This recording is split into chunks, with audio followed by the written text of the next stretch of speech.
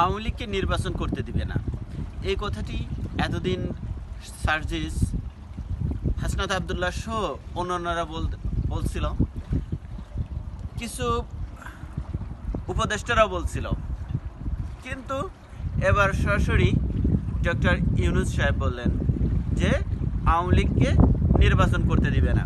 কিন্তু কেন, কিভাবে করতে দিবে না? আওয়ামী লীগের নির্বাচন করতে দিবে না, তারা বলছে যে আগে বিচার করবে তারপরে নির্বাচন করতে দিবে। এখন আওয়ামী লীগকে কথা হচ্ছে, আওয়ামী লীগকে ঠেকাবে কিভাবে? ঠেকানোর নিয়মটা কি?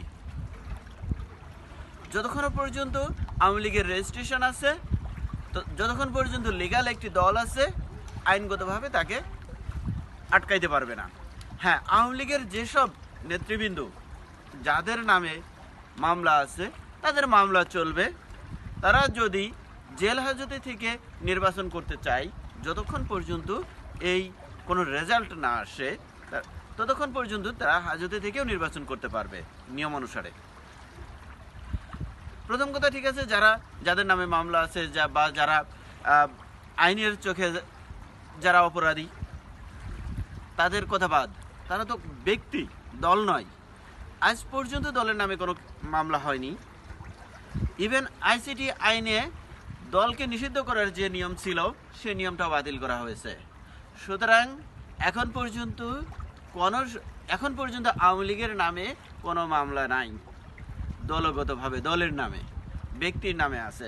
ব্যক্তি নির্বাচন করতে পারবে কি পারবে না এটা ডিফারেন্ট ইস্যু, কিন্তু দল হিসাবে আওয়ামী লীগ কেন নির্বাচন করতে পারবে না? এনারা বলছে আগে বিচার হবে তারপরে নির্বাচন আওয়ামী লীগের। এখন কথা হচ্ছে কি, আওয়ামী লীগ নির্বাচনে যদি আসে আর আওয়ামী লীগের বিচারের পরে যদি নির্বাচন করতে চাই, তাহলে তো নির্বাচন পিছিয়ে যাবে। দ্যাটস মিন আওয়ামী লীগের বিচার শেষ করতে অ্যাটলিস্ট 10 ইয়ার্স লাগবে। তো 10 বছর পরে কি নির্বাচন দিবে? আবার যদি এখন নির্বাচন দেয়, যেমন উপদেষ্টা এম সাখাত হোসেন বলছেন যে 26 সালের জুন জুলাইয়ের দিকে নির্বাচন হতে পারে। তো ওই সময় যদি দেয়, এই সময়ের মধ্যে তো আওয়ামী লীগের দলগতভাবে দল হিসেবে আওয়ামী লীগের বিচার করা সম্পূর্ণ করা সম্ভব নয়। ইভেন এই সরকার আওয়ামী লীগ দল হিসেবে আওয়ামী লীগের বিচারও করতে চাচ্ছে না। তাহলে কিভাবে আওয়ামী লীগকে নির্বাচন করতে দিবে না? তার থেকে বড় কথা যে আওয়ামী লীগকে নির্বাচন করতে দিব না, এই কথাটা বলা একটা অন্যায়, কেননা আইনগতভাবে করতে পারে। আর এই অন্যায় কাজটি প্রথমত সমন্বয়ক, তারপরে বিভিন্ন উপদেষ্টা, এবার প্রধান উপদেষ্টা বলছেন। কিন্তু কোন আইনে কিভাবে করতে দিবে না এই কথাটা কখনো বলে না।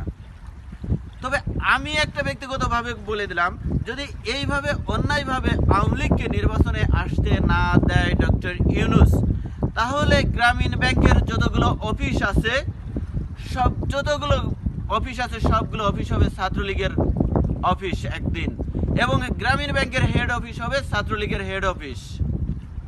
This is the last warning for ourselves.